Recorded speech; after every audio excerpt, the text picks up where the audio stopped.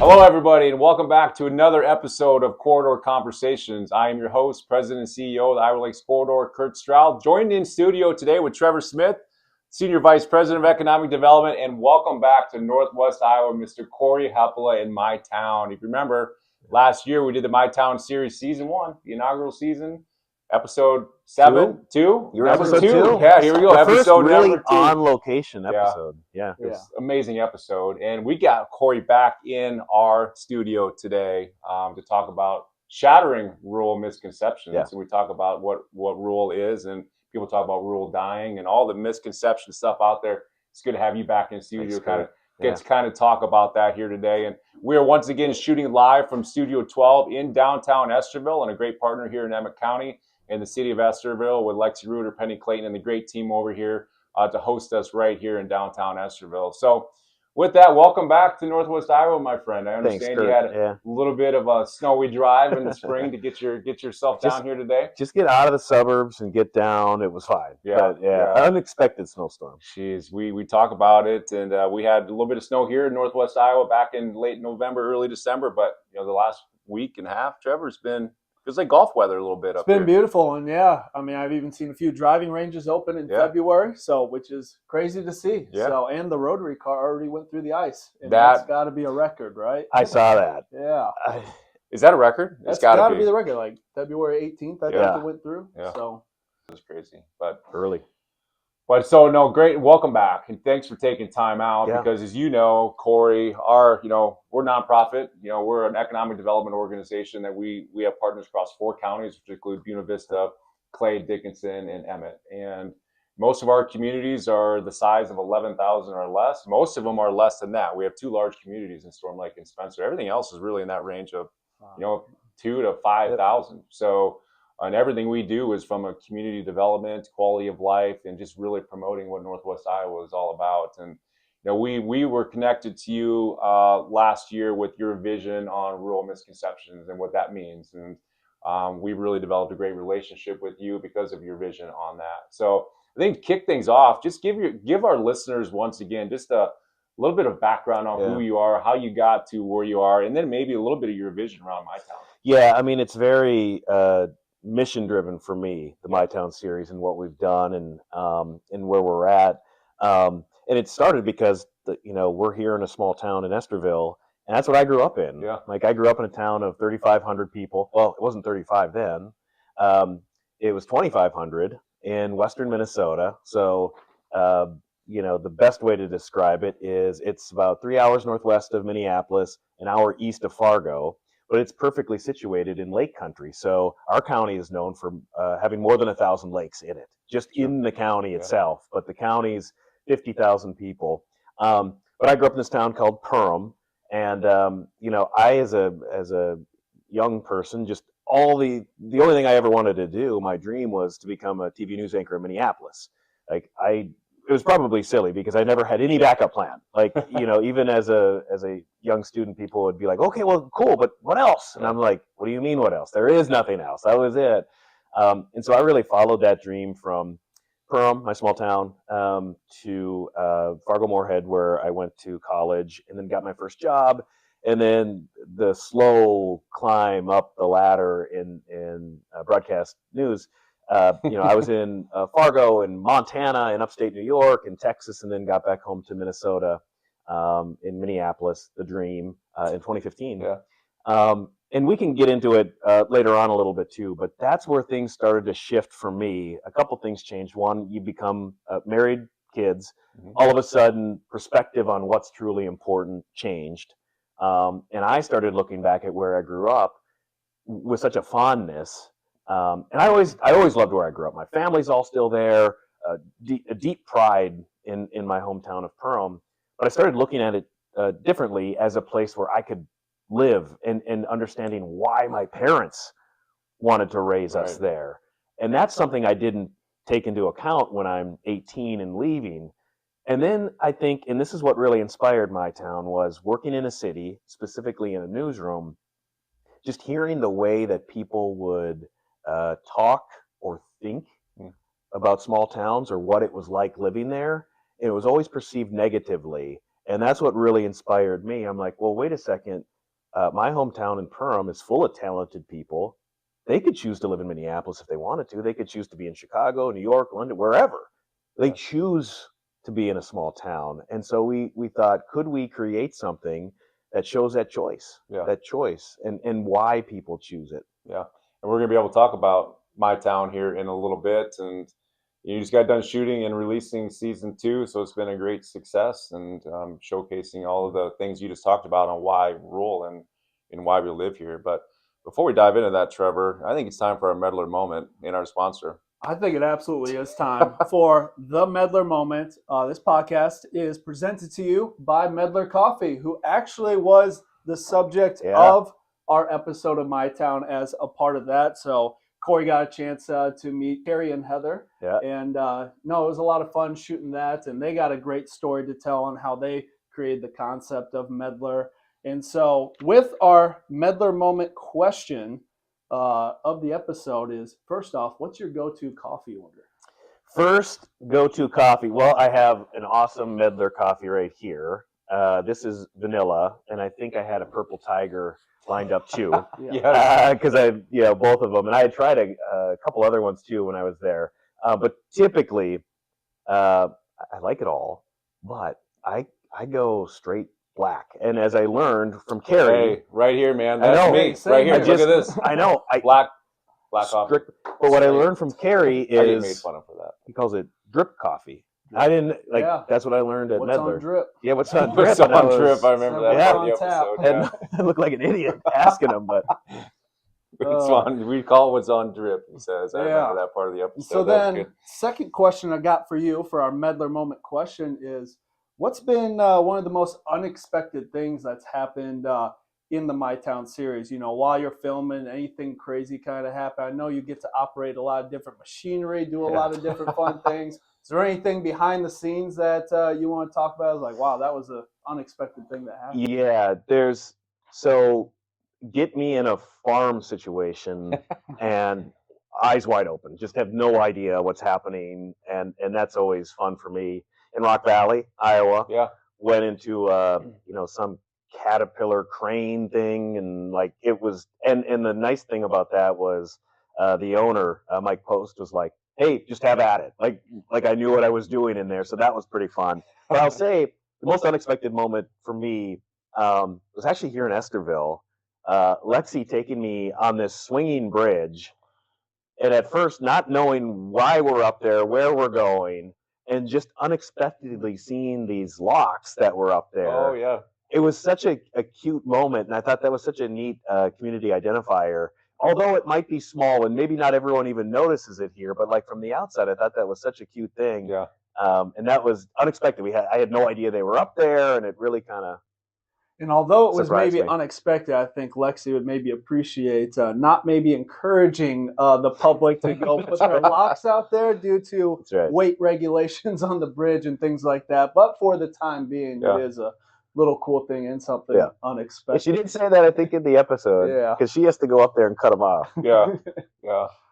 That's funny. Yeah, we were reminiscing with Lexi about this too. And the old cow, remember the cow tipping comment that she made too? Yeah. She's like, we should have probably just cut that out. But then it was in the episode, and she's like, that actually was kind of cool. It was great. Yeah. Let me tell you, if you're mic'd up and you say something like that, we got to use it. It's going to get used. Well, and she also said, too, because that was another winter where you guys didn't get any snow. Yeah. And we had planned a snow episode. You don't get any snow, like the first time in history, right?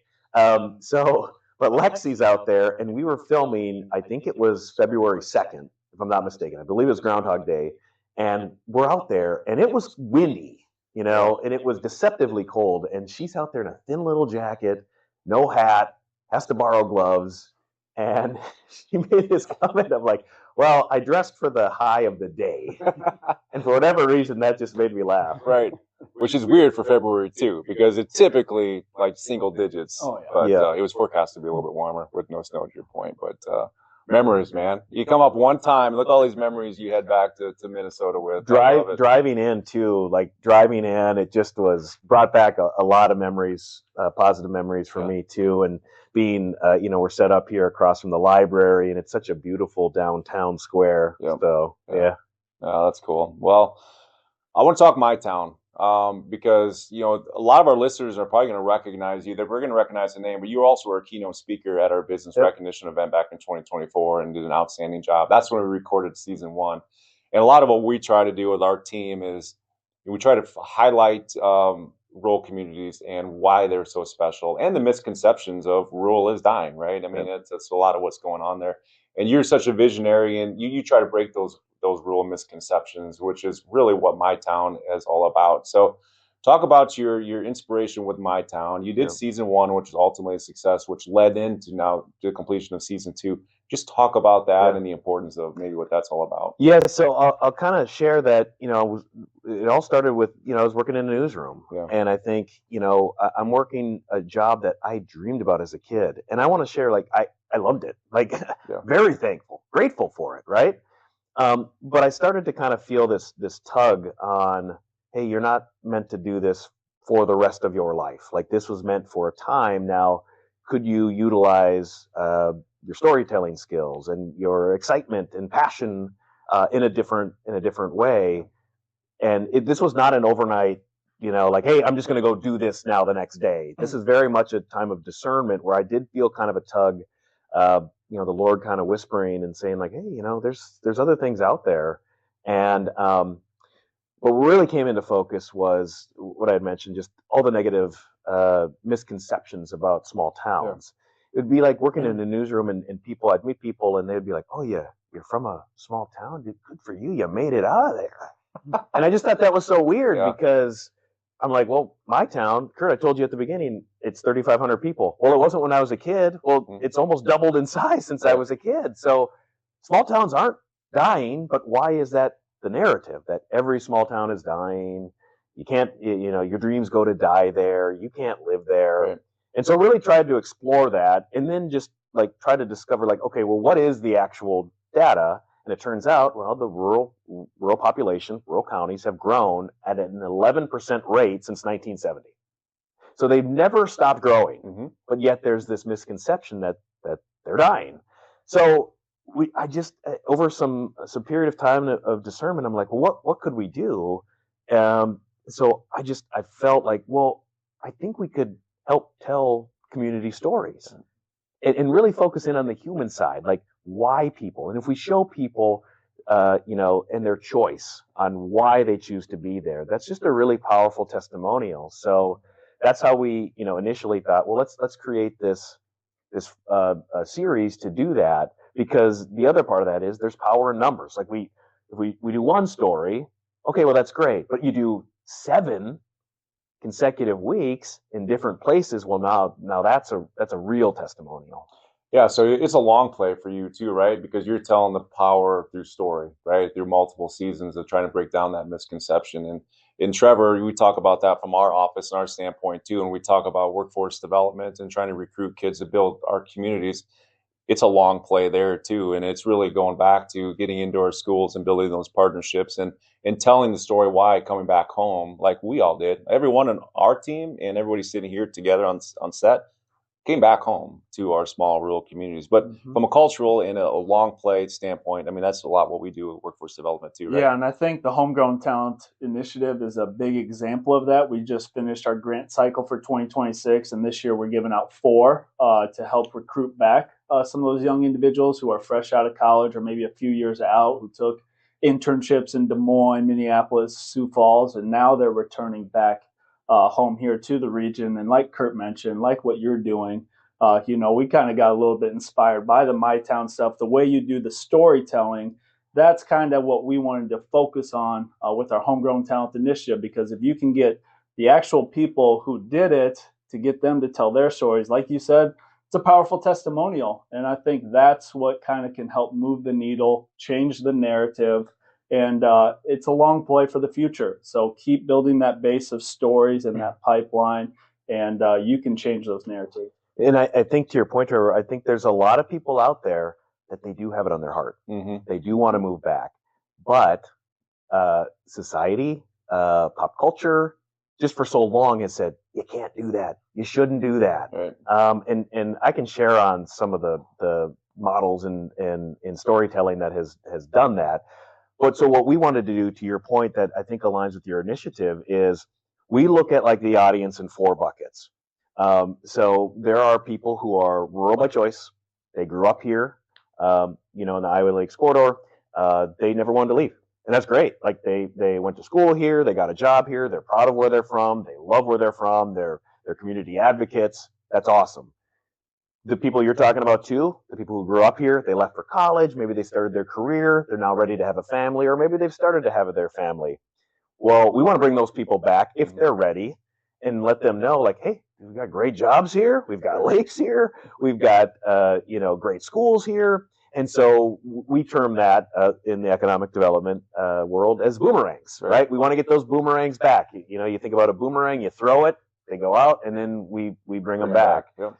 There's a lot of people out there who are living in a city who, this would be a 3rd bucket, they'd be considered rural curious. So maybe they grew up in a small town, maybe not. Maybe they grew up in a larger city, maybe they grew up in a suburb, but they're like, I want a different pace. I've prioritized different things. In fact, quality of life is my top priority, and I feel run down here, but I've been told I can't go there. So what we want to do is we want to get them to step in there one time. We want to get them up to, Spirit Lake or Okoboji or whatever. We want to get them to try it one time, and all of a sudden it's like, oh, wow, I could see myself here. The other 4th bucket I would say is just the urbanites. And that's not so much about getting them to move here. It's more so about education. We just want them to see, like, hey, you've probably heard about this. You've probably been told about this. It's actually not like what you think. Right. It's actually more like this. And then whether they come or not, at least now they have a positive impression of what it's like in a small town. Yeah.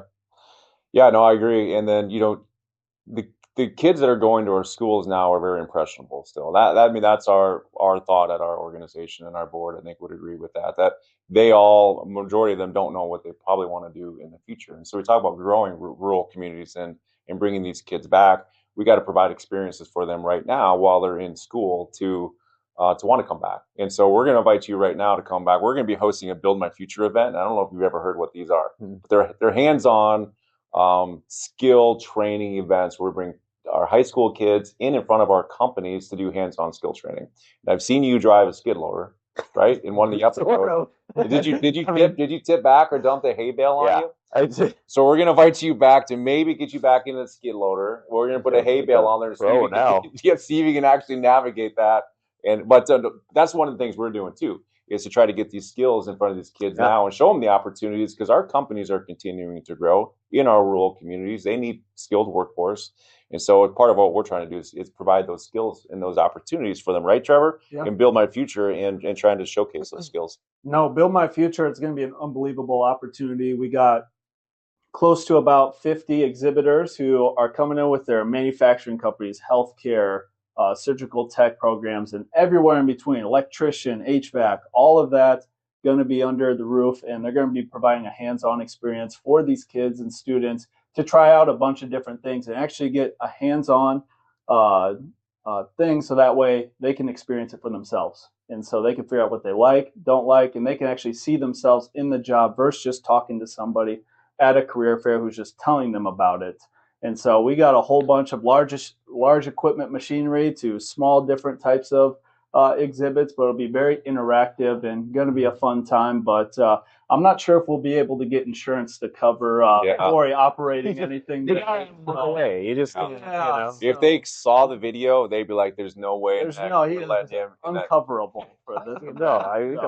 But maybe we can work something out. Just so you know, I do the same thing. So I'm not. It was Well, okay, so like this region here, you're such a hotbed for manufacturing. Yeah. So that's another key part of this too, is that over the last 30 to 40, 50 years, somewhere along the line, manufacturing got a bad rap. It was like, well, that's not a career. Right. It's dirty.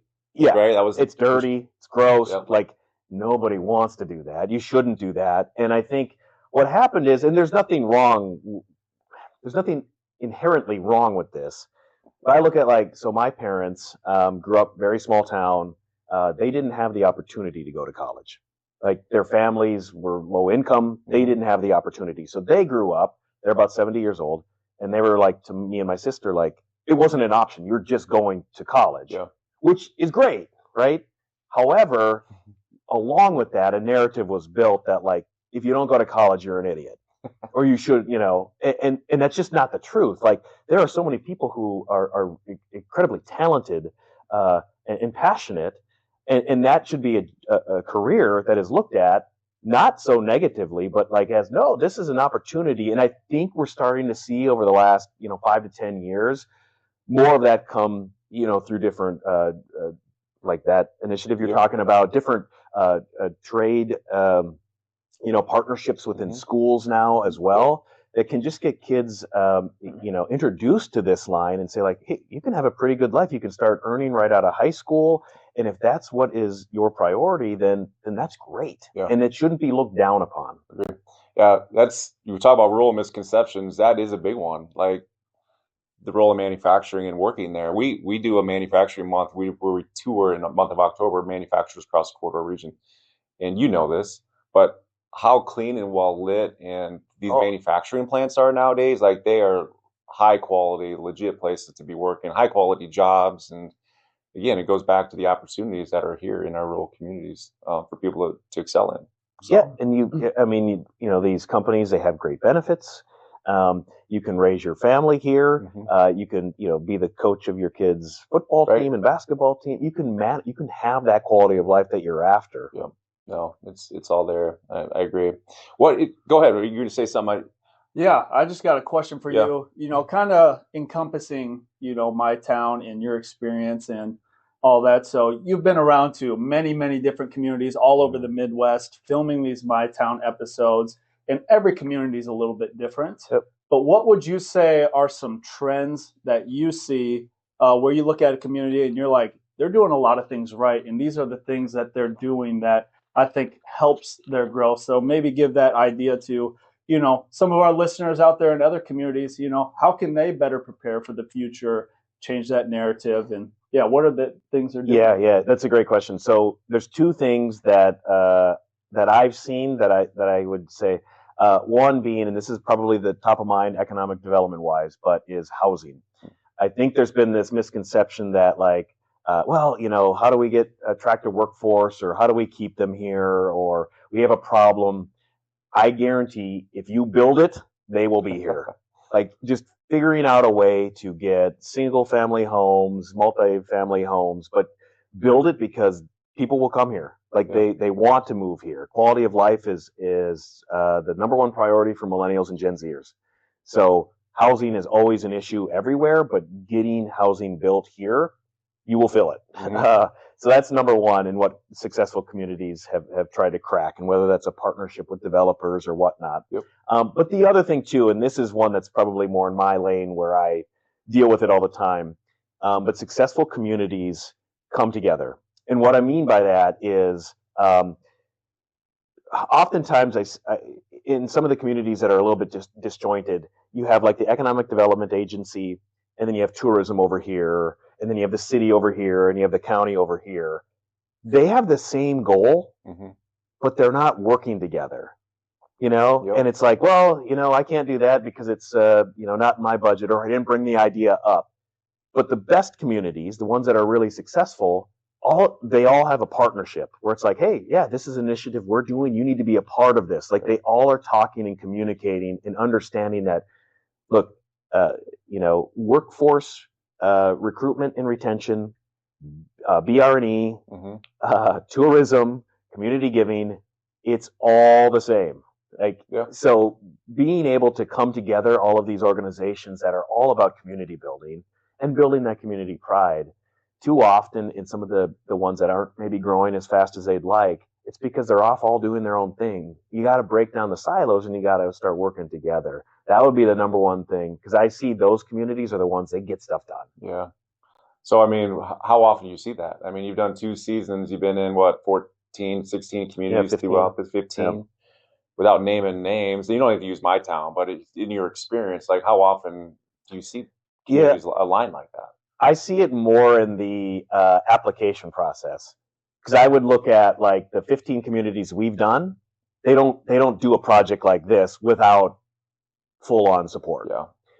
I see it in the application process where one agency will submit an application, and I do a lot of Teams calls, and so I meet with them, and there's kind of a process with that where I'm kind of screening, I'm trying to figure out, because we want them, every community we partner with, we want them to get the most out of it. Right. We want them to enjoy the experience, it be a community pride builder, and then ultimately we want them to be able to utilize the episode in everything that we've done, because then they're going to be happy and we're happy. So the 15 we've done, that's been the case. Like it's been great, and that I would say that for season 3 too, and how it's lining up.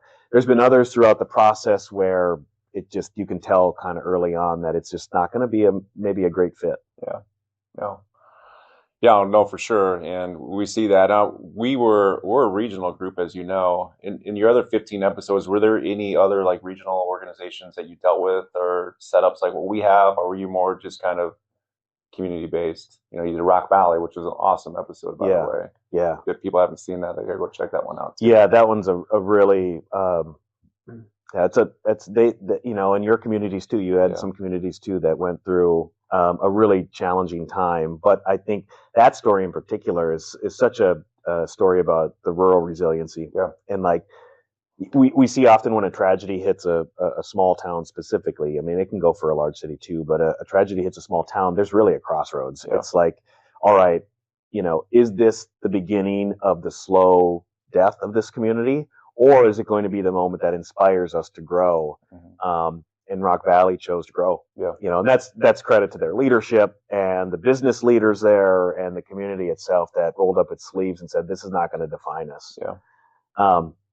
What was the question again? I was just going to say, well, you did the 15. You've done the 15 episodes over across 2 seasons. We're a little unique in our organization because we cover 4 counties and have a whole bunch. We sent you across all 4 counties and introduced you to a whole bunch of different diversity and demographics, and so it's a little bit different. So I was just curious if that's been another model that you've done in your 2 seasons. Okay, great question. So we get submissions from all sorts. We even get submissions from community foundations that are like, we want to do this for our community. So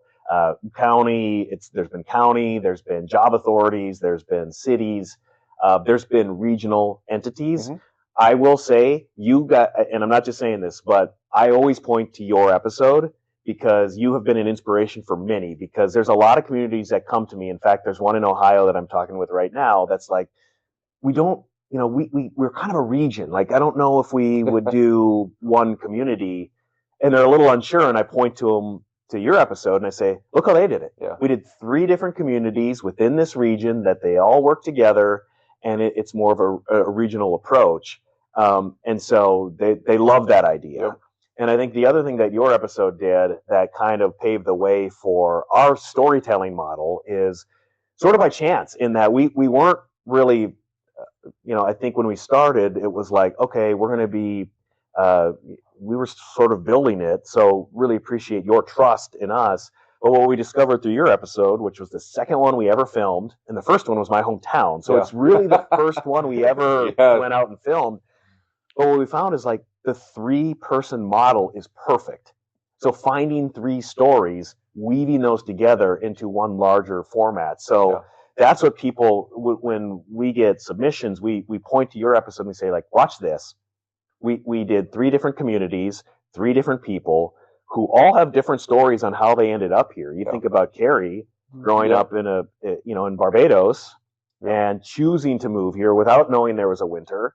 And then now he's an entrepreneur in Spencer, right? Or we have a Merrill Manufacturing, which is, in Storm Lake, and it's, started there, it's grown there, it chooses to grow and invest there. And then you have here in Estherville, Alexi, who went off to college, boomeranged back, and wanted to give back, and now is a part of the community here and growing her family. Like, all of those 3 stories, and I should say at Merrill, we met Ophelia, rock star. And again, like, her family moved here when she was young, an immigrant to this country, which is very important to this region. So you've got all these three really cool stories that all kind of fit together that are the authentic story, and personality of this region. Yeah. Well, I also will say I do got to give you and your team a lot of credit because speaking, for Alyssa a little bit here too, we were very impressed by, you and then your camera crew who came in and the way you guys set everything up, filmed, and the way you tied everything together. We gave you a lot of, content ideas, and, we were pretty specific on, hey, we want this sector and this sector. Here's they are, find a way to tie it together. And that's the genius that, you bring to the table, but also you have a great team behind you. So talk a little bit about, that process, your kind of camera crew and how you guys, operate. Yeah. I mean, I get most of the credit on it, and it's, undeserved. I mean, Micah and Jenna they're my team. And they are a married couple, also from small town Minnesota. So we are together a lot. I'm in the third wheel, but we're a creative team. And so, we started working together on some smaller projects back in 2019. And when you've worked in this kind of like the storytelling and filming for a long time, it's not very often you meet people who, one, see the world the same way, have the same values, but also just creatively. Like I can put on a piece of paper and give sort of like commands on write it, in like text. Be like, hey, let's take this. Let's do this and do that. And then Micah and Jenna come back with like, oh, that's even better than they can visualize what I'm sharing. So it's a really great partnership. And the other thing too, when you think about like we go on, these 3-4 day, shoots, and then we're also editing together where we're locked in a room like this for days. Yeah. You want to be with people that you like. Right. Exactly. And they are the kindest, best people you could ever pray to work with. And so it's just, I'm so blessed to be able to be teamed up with them. Yeah, that's awesome. It is all about team, and it's fortunate that you have a solid squad to be able to do this great work with. And as we kind of wrap things up here, Cory, I'm interested in your advice that you'd have maybe for us as an organization, but more importantly, maybe for the rural communities that we serve. What's one thing that they should really be focused on to really showcase rural and the opportunities for people that live there? Yeah, I would say the one thing that is so easy that everyone can do, no matter who you are, what your role is, whatever, is be a community advocate. If you are talking negatively about your hometown, or if you're always reflecting on, back in the day we could have had this, or back in the day it was better because of this or that, the outside world's going to believe you. Yeah. Like they're going to go, well, why would I want to go there? I don't need to go there. Yeah. So say positive things, because there's no place that's perfect, right? Of course not. And that doesn't mean you can't be critical of this or that. Of course not. But you choose to live in that community, so be proud of it. Right. Like, and see the goodness of it. I'll share kind of a little story on really the inspiration for my town too was when I was a kid, my grandma, they lived in this little house in a small town in Minnesota. That wasn't permanent. It was like 10 minutes away. It's called New York Mills. They had this little house, and you'd walk down this little hallway and you'd turn left, and there was the kitchen. But on this wall right here, my grandma had a bulletin board.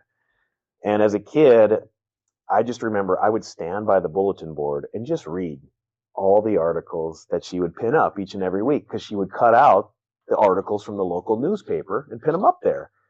And my grandma would always joke with me. She'd literally every week come up and be like, hey, Cory, just remember when you get older, you want to be in that newspaper for something good. You don't want to be in there for something bad, right? And it became a joke and whatever.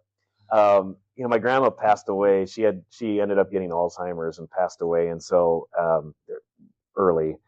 And so I'd kind of forgotten about that memory or whatnot as a kid. And it was about, I don't know, 6, 7, 8 years ago. We were driving past her old house, which I had no reason to go by there anymore or whatever. But I just drove past it, and that memory came flooding back. Sure. And I got kind of emotional, but I saw it differently now as an adult with kids and married. Was my grandma was cutting out the positive stories from her newspaper. She wasn't cutting out the bad stuff.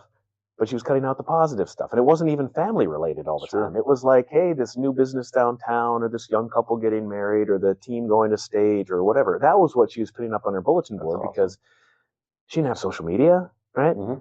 Her kitchen was her platform. So like anybody coming into her house, they would see that and know exactly what she thought. And she thought, I'm proud of my town. Yeah. I'm proud of my community.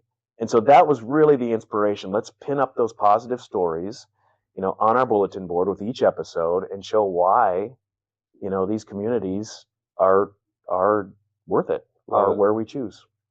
Pin up the positive stories. Sounds like a new motto. Man, this is a great way to kind of wrap things up. That's take this one back to the bow theme, on it right there. But we're not going to let Cory out that easy because, hey, I thought you said it was the last one. Yeah. Can you give us anything on season 3? I mean, where are you at with the season 3 and episodes and maybe some communities without having to name them, but like states maybe? Yeah. I can name states. There we go. So as of February, what is it? Can I say the record date? Is that sure? Okay? Yeah. February 19th, 2026. So we've got 6 communities locked in. Nice. We're also discussing with 4 more. So we're going to be probably in that 6 to 10 range, depending on, where we end up and all that. But we're going to do another one in Minnesota. Cool. We're going to do one in Western North Dakota. We're going to do one in Western Nebraska.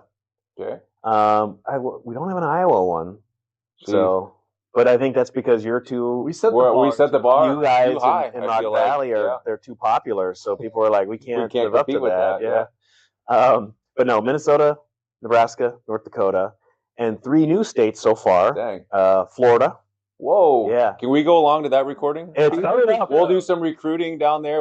Executive producing. Yeah. Yeah. We'll head down to that one. We'll film that in 2 months. And then Vermont. All right.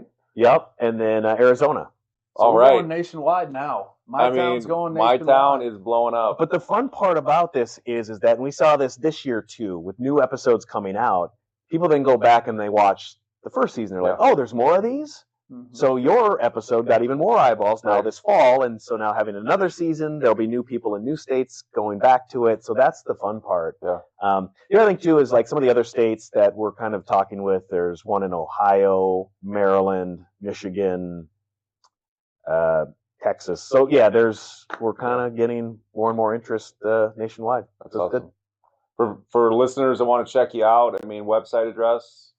Yeah, I would just point, like, if you haven't yet, take pride in the episode that was produced here. Yeah. And watch the one in season 1, episode 2. So just My Town series on YouTube. Gotcha. Yep. We got those linked on our website, and we'll share a link to this episode as well. But Cory, thanks, Kurt. Yeah, this is great. Thanks for taking the time to be down here. This was good. We're looking forward to this one, and it's good to see you again. But want to give a huge shout out one last time, and I want you to help us out to our sponsors, Meddler Coffee, Cory and Heather. A little to go coffee today. I got your drip right here, black coffee, and Trevor's drinking a little cappuccino in there. What do you got? Probably I usually just go with a little cold brew. There we go, a little cold brew in the Iowa Lakes corridor up there. So, I think I asked Cory what was up. And he said, "Come on, man, where do you think you are?" Yeah, you're in Iowa, bud. You're in Iowa. This is called drip. Sorry, one quick thing on Meddler before we go. I had not known this, but Cory had said, what was so interesting is that people here like their coffee hot. Yeah. Like typically you brew it at, I think it was like 120 degrees or something like that. I can't remember exactly, but he's like, here people like it a little tick hotter. Yeah. Like 135 or something like that. That's hot. Yeah. That's hot. Yeah. I don't know. Got to get through the winter somehow. I don't know if it's an upper Midwestern thing or something. Yeah, no, absolutely. It's a mindset thing. So, no, good. Appreciate it. Thanks to our sponsors, Meddler Coffee. Thanks to Studio 12 here in Estherville for allowing us to be here today to shoot the episode. Trevor, thanks as always, Senior VP of Economic Development, being here in the podcast studio today. And I'm Kurt Stroud, President and CEO of the Iowa Lakes Corridor. Thanks for joining us today, and we'll see you next time.